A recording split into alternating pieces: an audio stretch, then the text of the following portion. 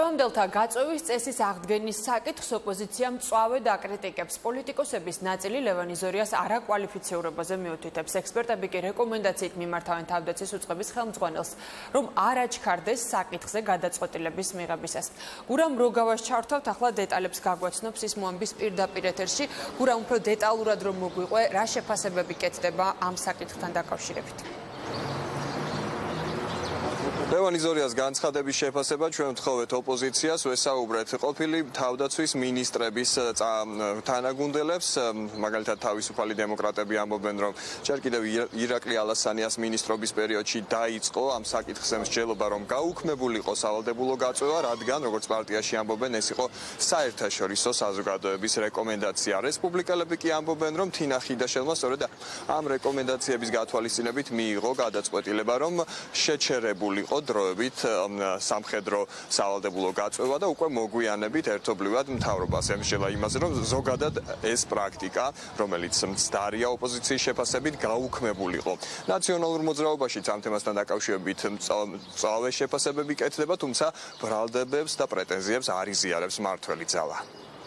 გადაწყვეტილება რაც თინა ხიდაშელმა მიიღო, იყო აბსოლუტურად სწორი გადაწყვეტილება, ის მან შეატარება და სრულად შეთანხმებული იყო გენერალურ შტაბთან, სამხედროებთან, ექსპერტებთან, ყველანაირად მომზადებული იყო საერთაშორისო დონეზე, შიდა დონეზეც.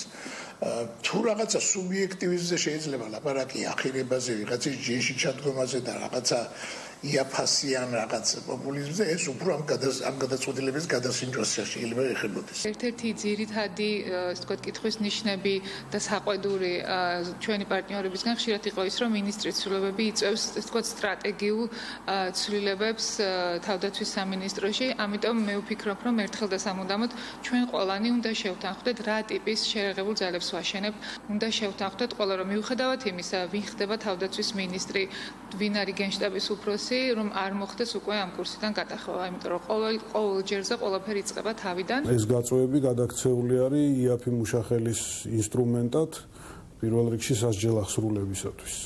და ეს არ არის ნორმალური ვითარება, ჩვენ გვქონდა დაწერილი გეგმა თავის დროზე, რომ სამხედრო სამსახური ყოფილიყო ნებაყოფლობითი პროფესიონალურ საწყისებზე დამყარებული მთლიანად.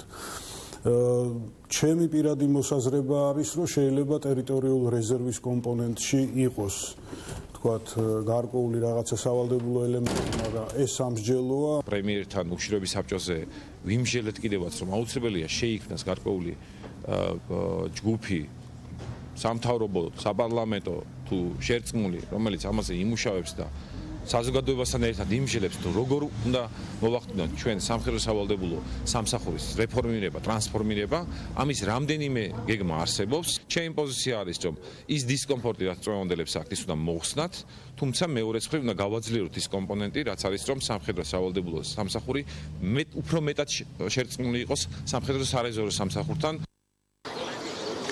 მოქმედ თავდაცვის მინისტრს ხედვას უწუნებენ ექსპერტებიც, სამხედრო თემატიკაზე მომუშავე არასამთავრობო ორგანიზაციების წარმომადგენლები, ასევე ამ თემაზე მომუშავე ექსპერტები აღნიშნავენ, რომ მინისტრმა პირველ რიგში უნდა წარმოადგინოს ეროვნული უსაფრთხოების სტრატეგია, რომელიც ჯერ კიდევ არ არსებობს და შესაბამისად უკვე შემდეგ დააკონკრეტოს, თუ რა ფორმით წარმოუდგენია მას სავალდებულო გაწვევის შენარჩუნება, თუ ეს მოხდება დღეს არსებული პრაქტიკის მსგავსად, ეს არის დაუშვებელი, მიაჩნიათ ექსპერტებს.